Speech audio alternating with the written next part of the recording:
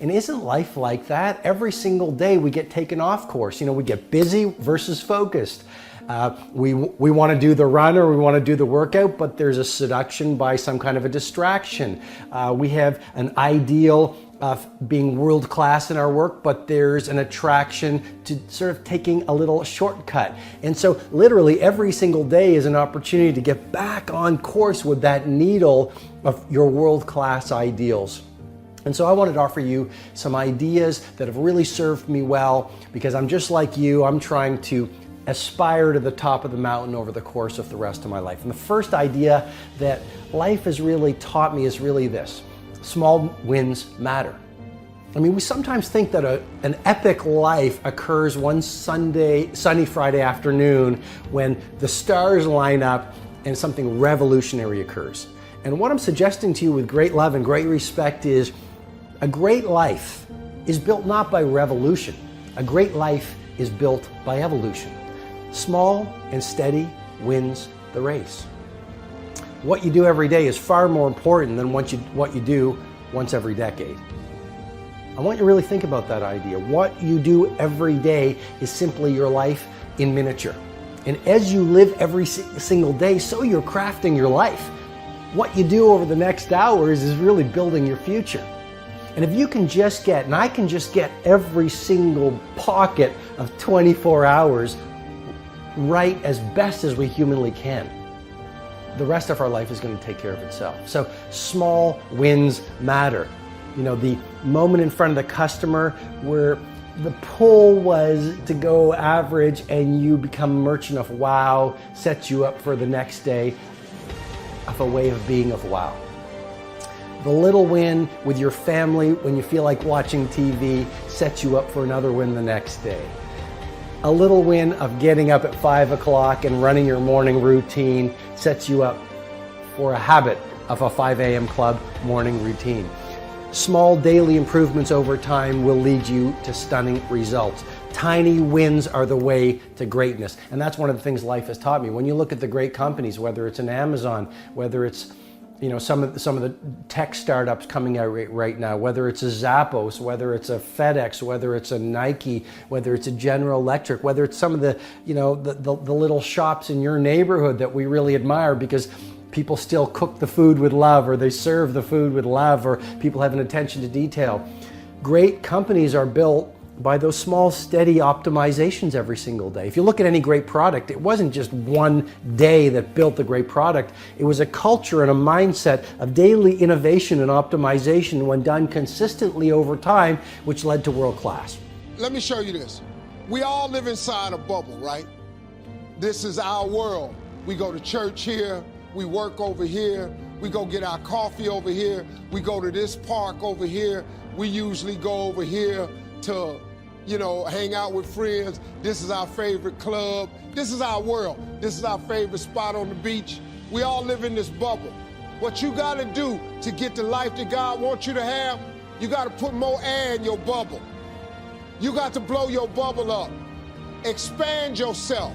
Take yourself out your comfort zone. Do not live in your bubble. Put some more air in your bubble. If you stay in your comfort zone, that's where you will fail.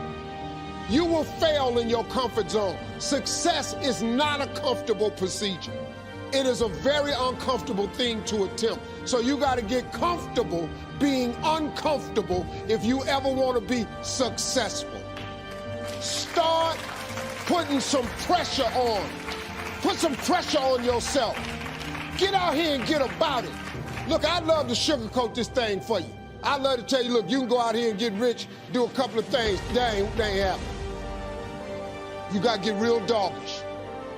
You got to get downright funky if you want to make it. Now, like I was telling you before, if you want to be ordinary, you ain't even got to listen to me. Just go on about your business.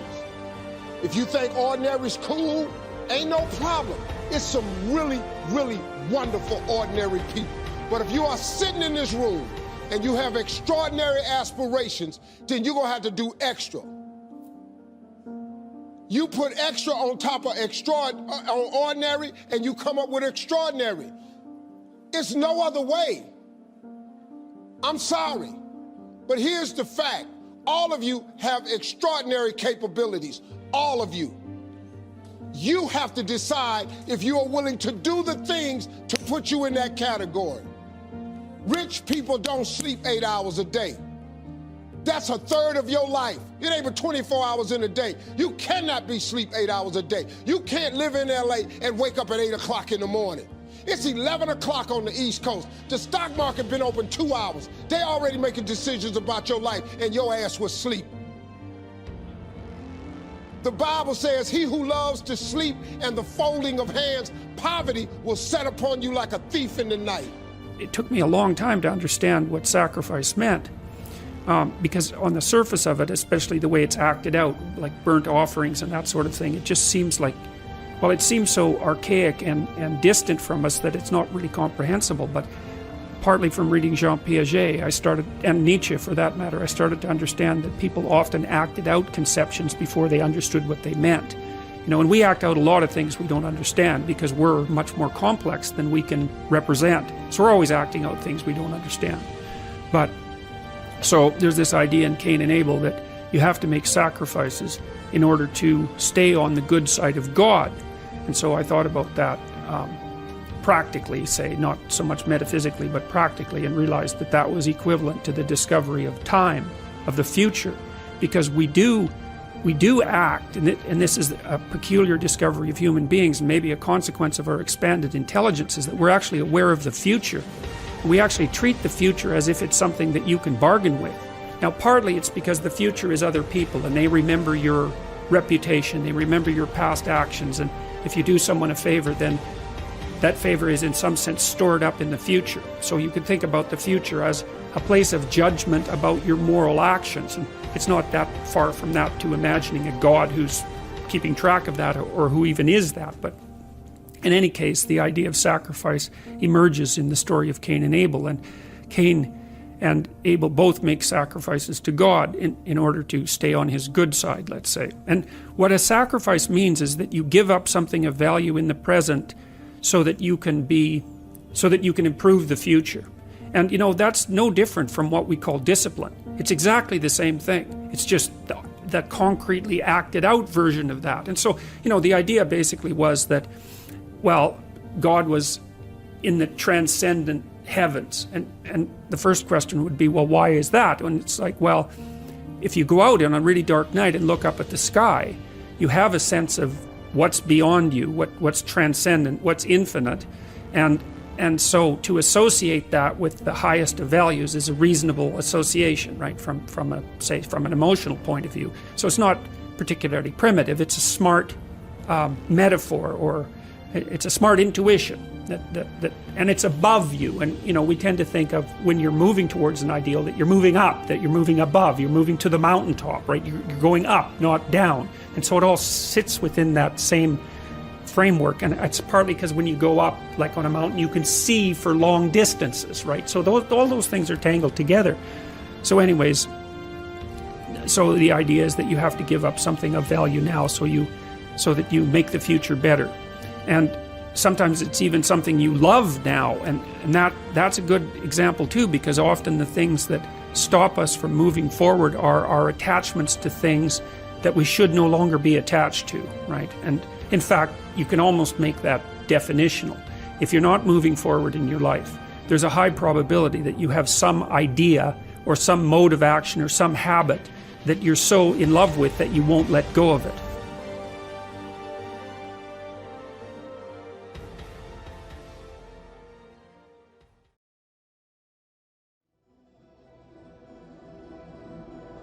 When you know within yourself that there's something you want to do, and I believe that all of us were born with a purpose, that all of us have some goodness within us, and that goodness gives us a responsibility to manifest our greatness. And when you know that, you can feel it in your guts, and you know that you're deliberately operating below your potential, you've gotten comfortable, you stop expanding, you stop stretching, you stop challenging yourself. Let me share something else with you. Not only is it possible for you to have your dream, but it's necessary. It's necessary that you have it, that you work on it, that you develop yourself, that you go for what is yours in the universe. Some of y'all in this room, were you paralyzed? You had a little success? You done what nobody else in your family has done and now you chilling? Come on, you ain't hungry no more? I need you to stay focused. Why? You should still be hungry. What have you eaten that's got you satisfied? What have you done? What have you accomplished that got you so full? It is never finished. You always have more to do. Another mission, another task, another goal. So don't be finished. Be starting. Be alert. Be ready. Be attacking. Be relentless. Let the enemy stop. Let the enemy rest. Let the enemy finish. You don't finish. Don't stop. Don't rest. Not until the enemy is completely destroyed. Let us say together, it's possible. It's necessary. It's me. Yes, write that down. It's me. Take ownership for your life. Nobody can live your dream for you but you. Nobody's going to take care of your business like you. Stop coming up with excuses. Don't give yourself permission to continue to live a small life. You can't fit a big dream into a small life. Give yourself permission to go for it, to test yourself, to challenge yourself, to live full. I like the saying, always strive to get on top in life because it's the bottom that's overcrowded. The reason you're here is because there's something in you that says, I can do more. This just can't be it. There's something in you, there's a calling on your life. There's something in your heart that caused you to get dressed and spend the money to go to seminar after seminar and listen to message after message and speaker after speaker. Because there's something in you that tells you this is not it for you. You have not peaked here. There's more in you that you are expressing. Eye has not seen, ear has not heard, nor has entered the heart of mankind what's in store for you if you challenge yourself, if you persist and persevere, if you take ownership for your life. George Bernard Shaw said the people that make it in this life, they look around for the circumstances that they want, and if they can't find them, they create them.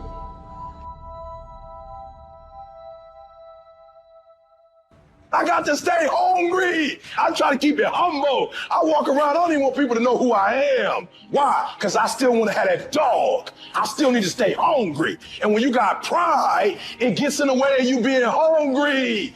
And you need that hunger. But y'all ain't got no doggone motor. You get tired quick. You do a couple hours, you tired. Man, you got to have that dog. You got to take that personal.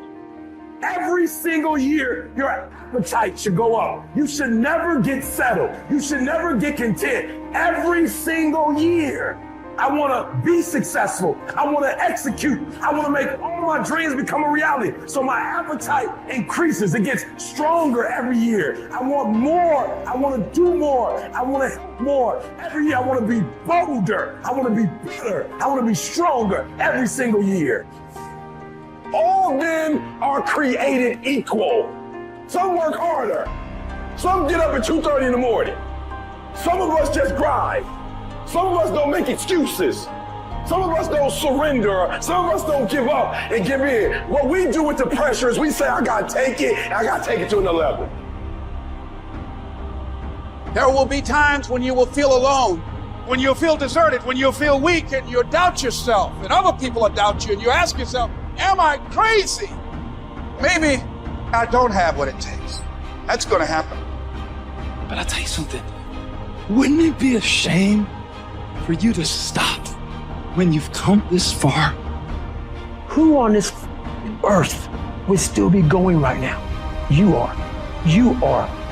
You're still alive. You're still breathing. And if you're still breathing, that means you've still got some fight left in you. If you are still alive, there's still room for improvement. There's still room to grow and be better. Things are going to get harder. Things are going to get tougher.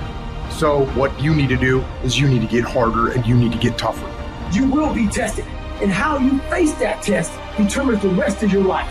The one mentality that you must have in life is that regardless of what's in front of you, you still must grind. I fail at most things I do, but still I grind. I don't want to do half the shit I do, but still I grind. When you want something, don't expect everybody to say, oh, you want this? Oh, great, we want to give this to you. No, many doors will be closed in your face. Many loans that you will want. They'll say, no, you don't have enough credit. And most people will give up. But you've got to decide that I'm going to be fearless. I refuse to be denied. And I'm going to go all out. Put yourself in a position where you can't retreat, where it's do or die, sink or swim. Here's what you'll find out. You'll develop incredible swimming skills. Through the inspiration of desperation, you'll become more creative than ever before. Throw your whole self into it. If you dare to be great, if you dare to do something that you've never done before, if you dare to go to limits that you've never went to before, they will remember your legacy forever. I have a very interesting subject. I call it 5 simple steps to go from average to fortune. Let me give you this simple little talk. How to go from average to fortune. There's 5 simple steps. You might like to make a note of them. Here's the first one. Get serious. That's number 1. I don't know any substitute for that. You've really got to get serious. You don't have to be grim, but you must be serious. I know a guy that's got a half a dozen jokes keeping him from becoming wealthy. He's not known as rich. He's known as a joker, which I guess is okay if that's the kind of life you want to live. But it really isn't the best way to live. To go from average to fortune, you must get serious. And you must get serious about 2 very important things. Number 1 is setting your goals and where you want to go. Designing the next 5, the next 10 years is so vitally important. What do you want to do economically? Where do you want to go? What do you want to be? What would you like to have? What would you like to share? How much would you like to earn?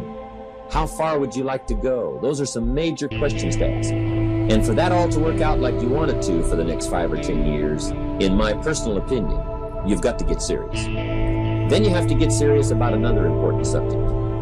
And that important subject is called personal development.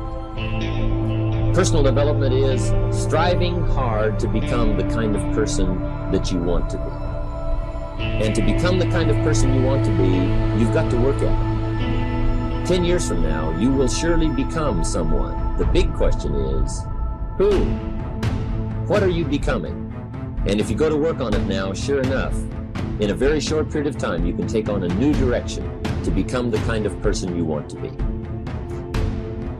There's a very important question to ask, and the question is, 10 years from now, you will surely arrive. And the question is, where? So to answer the question of where you want to arrive and the kind of person you want to be, you've got to get serious. So that's point number 1. To make your life worthwhile and unique, to go from average to fortune, you've got to get serious. Now, the second point is, get smart. To make your life work out worthwhile, you've got to have some ideas. You've got to have the information. So you've got to be smart. In fact, in this decade, you must be much smarter than you were in the last decade. You've got to read the books. You've got to come up with the information.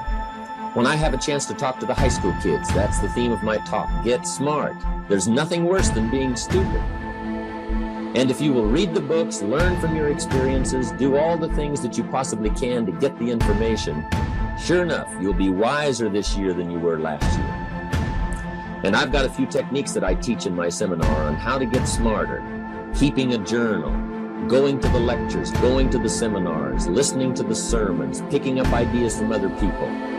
You just must keep up this steady process of learning. Never cease your quest for knowledge. And that's one of the key points to go from average to fortune.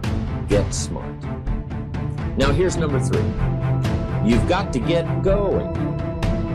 All of the things that you've learned will not do you that much good if you don't put it into an action plan. You've got to get going. In my management and leadership seminar, we teach game plans, how to put all the good things that you've learned into action. Economic action, social action, personal action. How to make the changes and how to actually do the work, how to actually function. Get going, that's the key. Some people are ever learning, but they don't put it into action. They don't really take the action. It's like the man who keeps bringing materials to the building site and never builds anything. So that's one of the most important things to learn, how to design your days, how to design your weeks, how to design the months, so that you take the proper action.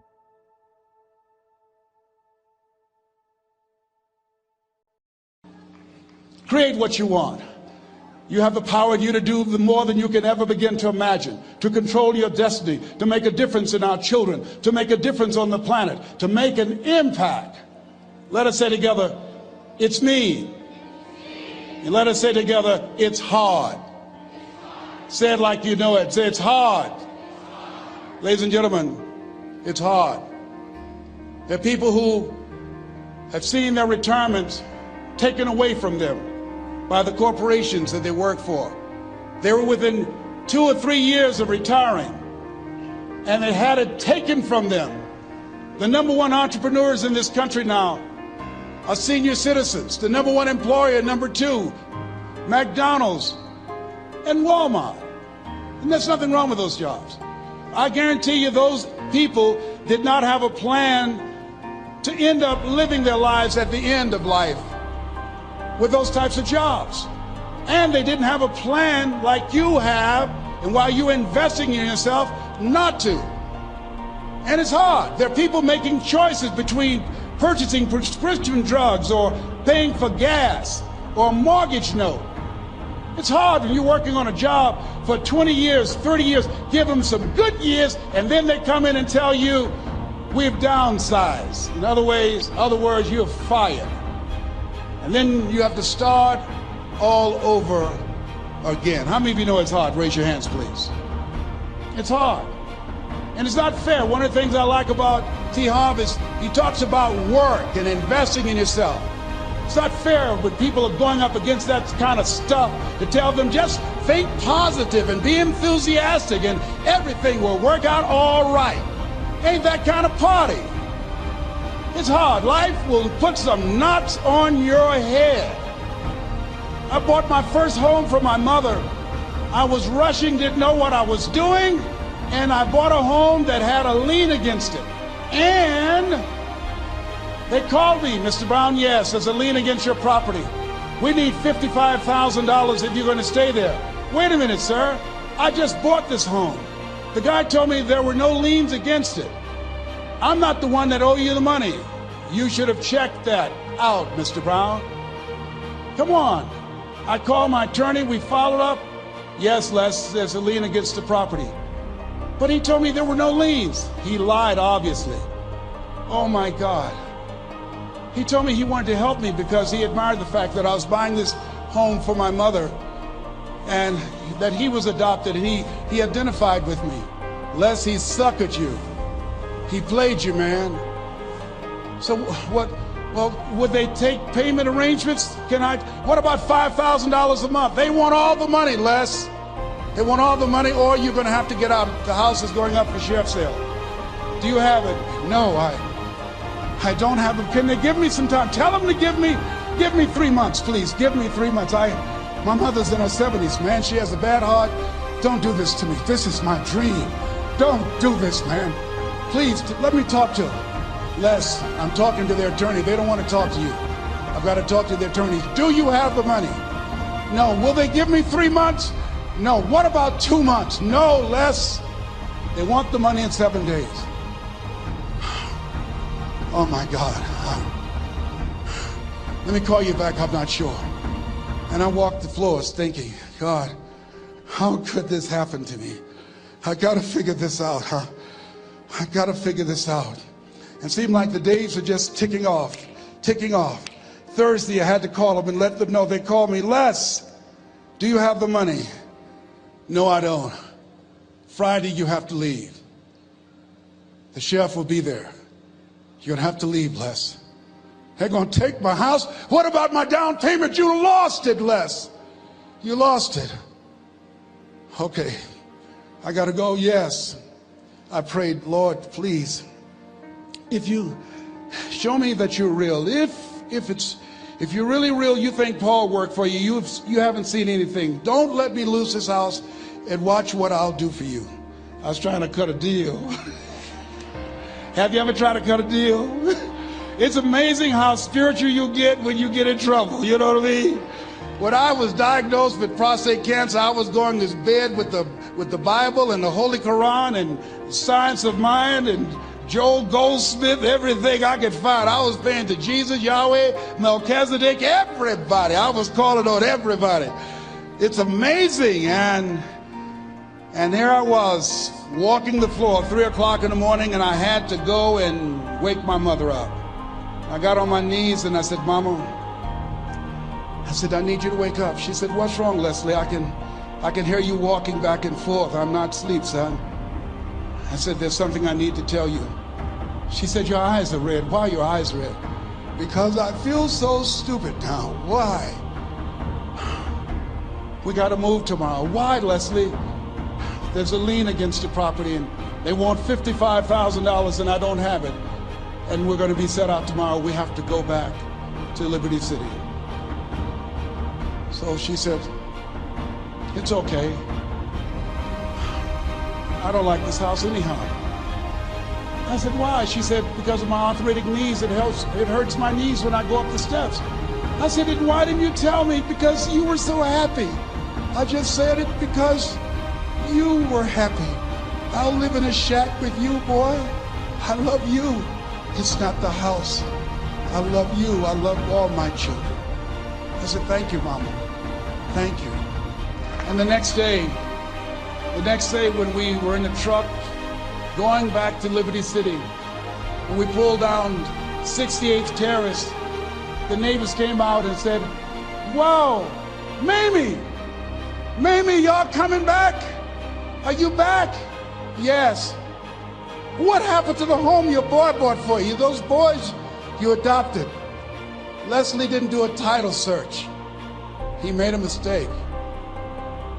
And boy, I was so humiliated. How many ever made a mistake that you were just humiliated? Raise your hands. I was devastated. I was taking the furniture off the truck and my mother came and I was crying and she said, boy, I said, yes, ma'am. She said, hold your head up. I said, Mama, I can't. She said, hold your head up. I said, why? Look what I've done. She said, it's okay. It's okay. You are going to make a lot of mistakes in life, young man. You're going to fail your way to success.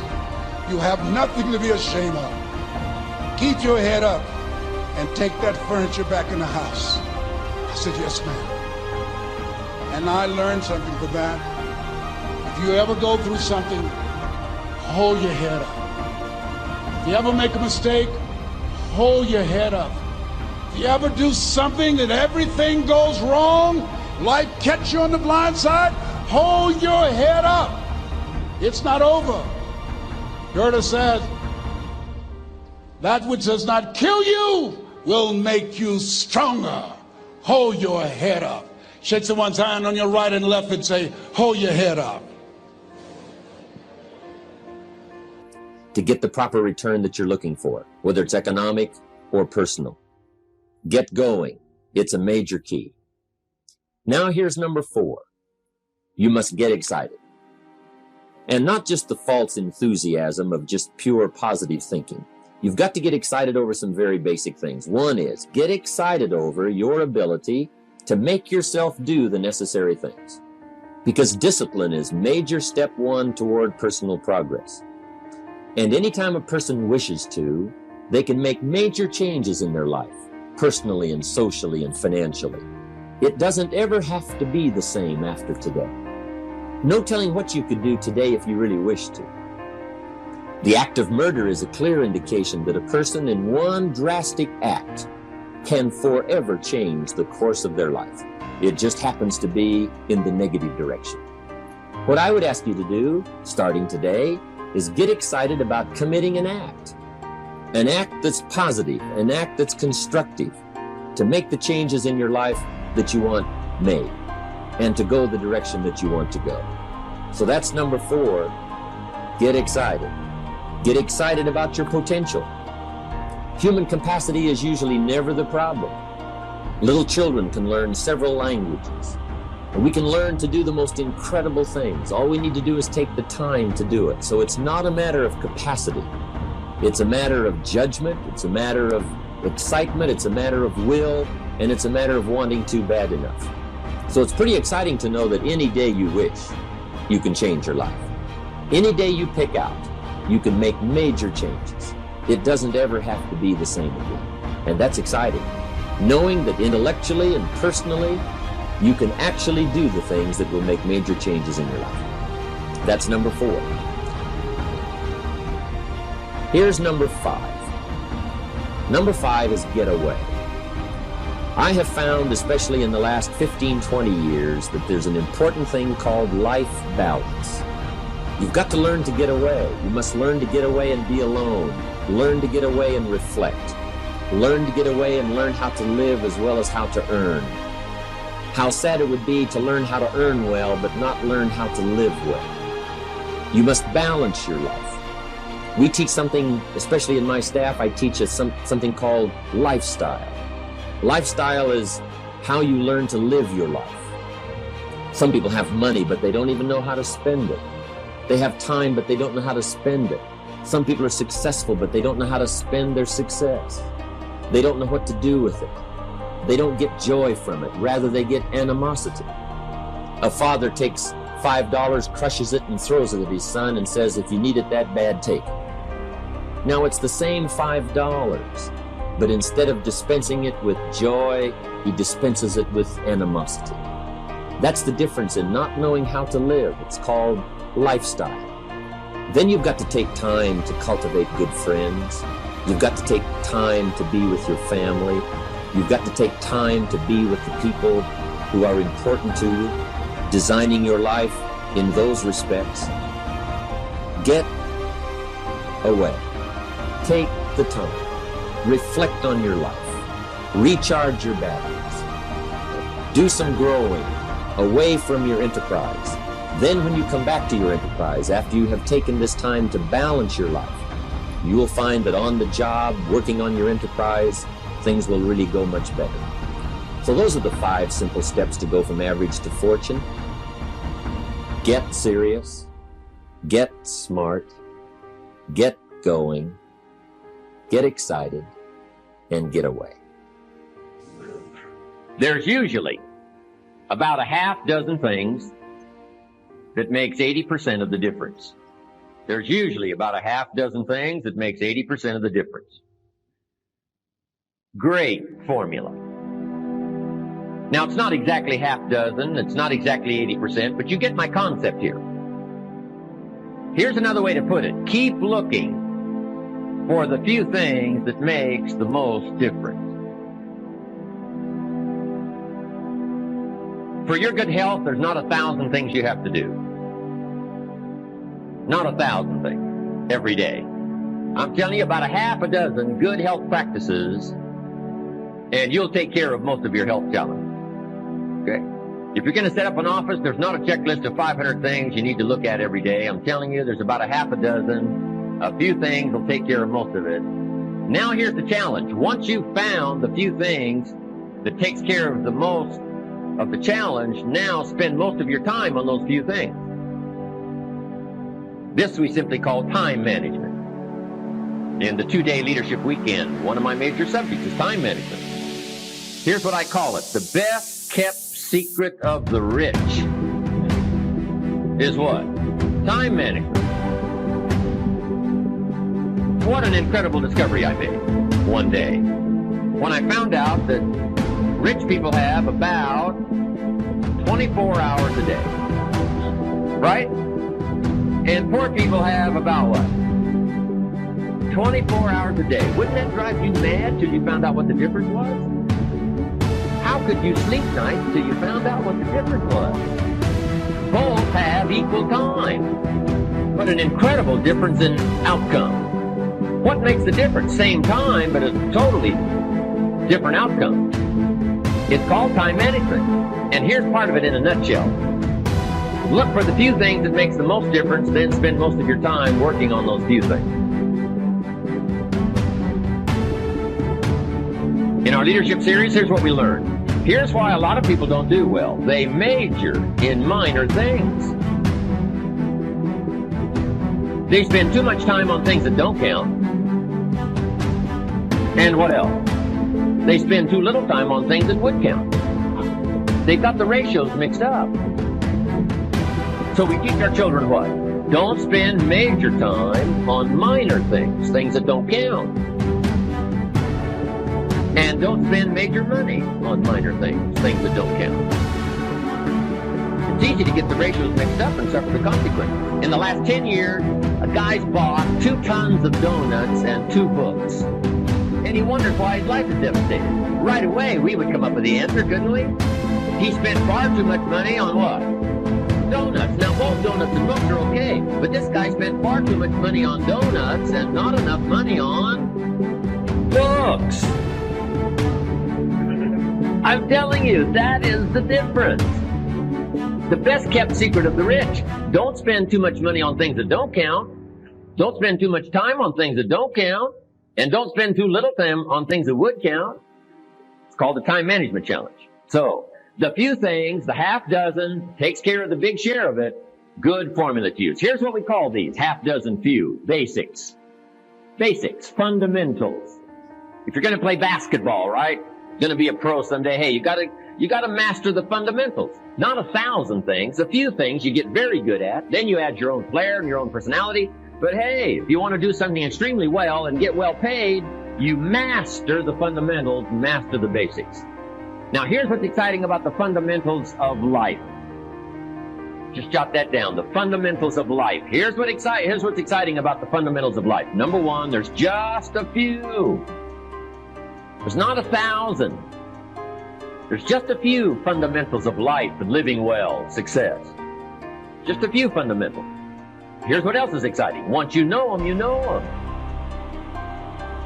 Once you got it, you got it. Repeat after me, please. You got to be hungry. Everybody together, you got to be hungry. I'll never forget Mr. Washington said, Mr. Brown, yes, sir. What do you want to do with your life, young man? I said, sir, I want to be a disc jockey. He said, Mr. Brown? I said, yes, sir. He said, you got to be hungry. I said, what do you mean by that? He said, people that are hungry are willing to do the things today others won't do in order to have the things tomorrow others won't have. People that are hungry are willing to invest in themselves. People that are hungry will go to seminars and workshops. People that are hungry are always searching, always seeking higher ground. So how do you want to make it? I said, I want to be a disc jockey. He says, good. Here's what to do. He said, I want you to read 10 to 15 pages of something positive every day. He said, you don't get in life what you want, you get in life what you are. You must program yourself to success. He said, I want you to listen to Earl Nightingale and Zig Ziglar. Listen, faith comes by hearing and hearing and hearing. He said, I want you to change your relationships. And I don't want you to ever lose your hunger. I said, what do you mean by that? He said, people that are hungry are unstoppable. People that are hungry are no matter what people. They make it happen no matter what. He said, I want you to listen to Paul Harvey. Who is he? He's the world's greatest communicator. Success leaves clues, young man. Always listen and follow people who are doing what it is you want to do at the level you want to do it and learn from them. I told T. Harv when we were standing by the stage, I said, hey man, I want to work more with you. I want you to coach me. I want to learn from you. See, I found you're never too old to learn and you're never too young to teach. Always have a thirst for learning. So I listened to Paul Harvey every day on the radio. While in school, I would go out and listen in his car. He gave me his keys. I was working to develop myself. And I continued to listen to motivational messages, and he would take me to see the late Dr. Norman Vincent Peale, who wrote the book, The Power of Positive Thinking. I toured with him before he passed. You have something special. You have greatness within you. Don't allow your circumstances to determine who you are. Don't allow your negative thoughts to hold you back. You have something special.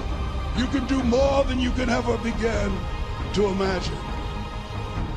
Dr. Peale was an incredible man. I admired him when he spoke. He gave me goosebumps. I can feel him in my heart. And I never forget, we were coming back to the school, and Mr. Washington said, Mr. Brown, yes, sir. When Dr. Peale spoke, you didn't move. When he spoke, you were hanging on every word. When he spoke, we didn't have to tell you to sit down and be quiet. Why? I said, sir, I could feel him when he talked. I felt like he was talking to me, sir. He said, He was. I said, but he doesn't know me, but he was speaking to you. Did you feel him in your heart? I said, yes, sir. He said, most people feel him in their head. If you felt him in your heart, he said, listen to him, son. Follow him, learn from him. And I would go to seminars and workshops. Anywhere I would find where Dr. Peel was, I would be in the audience. I would drive 200 and 300 miles just to hear him speak. And my dream and vision was to share the stage with him. I thought about it. What is your goal? What is your vision? I want you to hold it in mind. There's some power in that. Because when I became involved in speaking, I never forget, I got a call from Og Mandino, who wrote the book, The Greatest Salesman in the World. He said, Les, I'm stuck in Philadelphia. I need to be in Kankakee. Dr. Norman Vincent Peale is appearing. I can't make it. I heard you're in Chicago. I said, yes, I am. Can you go and open for me? I said, yes, man. Oh, my God. Dr. Peale, I said, yes, I'd love to do it. And I went there and I came. I said, hi, I'm Les Brown. He said, you're not the band of renown? I said, no, I'm Mrs. Mamie Brown's baby boy. I'm here to speak. He said, come backstage. And his wife, Martha, was there. And she said, Papa, Les Brown is here, the speaker. And he said, Les Brown, shoot for the moon. Because even if you miss, you'll land among the stars. I said, sir, that's my goal. I wrote you when I was in the 11th grade. I was a part of a special education class project. That's my goal. He said, I know. I end all my speeches with that quote. And Dr. Peale had a great sense of humor. The young man was backstage, and I had so many questions to ask him, and my mind froze up, and the young guy said, Dr. Peale, how old are you? And he was up in age. He said, Sonny, I'm 92. The young man looked at him and said, I don't know if I want to live to get 92. He said, that's because you've never been 91. So I did the things that Mr. Washington suggested. I listened to motivational tapes on a regular basis. I would go to seminars and workshops whenever Zig Ziglar and Dr. Dennis Wagley and Jim Rohn would come to town. And I said, sir, what do you want me to do now? He said, Mr. Brown, I've given you everything that I can give you. He said, develop your mind, put your money where your mouth is, continue to learn how to be an effective communicator, because once you open your mouth, you tell the world who you are. And always surround yourself with OQP, only quality people. So I went to apply for a job on Miami Beach, WMBM radio station. Milton Butterball Smith was the program director. Hello, Mr. Butterball. How are you, sir? My name is Les Brown, sir. I'd like to be a disc jockey. He said, young man, you have any journalism in your background? I said, well, no, sir, I don't. You have any experience in broadcasting? I said, no, sir, but I practice all the time, sir. Let me audition for you, sir. Let me show you how good I am. All I need is a shot, sir. He says, no, we don't have any job for you. How many ever been rejected? Raise your hands, please. I was devastated. I went back and I told Mr. Washington, I said, Mr. Washington, they said no. He said, don't take it personally. Most people are so negative, they have to say no 7 times before they say yes. He said, you gotta be hungry. Know your vitamin. Go back again. I said, yes, sir. Hello, Mr. Butterball. How are you, sir? My name is Les Brown, sir. I like to be a disc jockey. Young man, weren't you here yesterday? Yes, sir, I was. Didn't I tell you no yesterday? Yes, sir, you did. Then why are you back today? Well, sir, I didn't know whether or not somebody was laid off or somebody was fired, sir. Nobody was laid off or fired. Now, get on out of here. I came back the next day. Hello, Mr. Butterball. How are you, sir? My name is Les Brown, sir. I like to be a disc jockey. I know what your name is. Weren't you here the last 2 days? Yes, sir, I was. Didn't I tell you no the last 2 days? Yes, sir, you did. Why are you back? Oh, sir, I didn't know whether or not someone got sick or someone died, sir. No one got sick or died. No one was laid off or fired. Now, don't you come back here again. I came back the next day talking loud, looking happy like I was seeing him for the first time. I said, hello, Mr. Butterball, how are you? He looked at me with rage. He says, go get me some coffee. I said, yes, sir. My favorite book says, the greatest among you will be your servant. How many of you are serious about your goals and dreams? Raise your hands. Very good. Write this down. Provide more service than you get paid for. Provide more service than you get paid for. I go to a lot of seminars and workshops. And one of the things I know about T. Harv Eckert, when I was sitting in the class with Robert Ruppel and all of the other presenters, they hold themselves to high standards, And they provide more information than anybody else in the industry, bar none. They hold nothing back because their commitment is for your success. And when you hold yourself to high standards, write this down, impact drives income. That's why you're here. Because the training, the seminars, been making a difference in your life. If they did not have impact, 200 or 300 people would be here, if that amount. Impact drives income. So I became the errand boy for the disc jockeys. I would go get their lunch and their dinner, and I would bring it to them in the control room, and I'd watch them working the control boards, knowing my time will come. Write this down. I expect to reach my goal. Yes, you want to operate with a spirit of expectation. I expect to reach my goal. So I started preparing for the next position. Never forget one quote that I heard.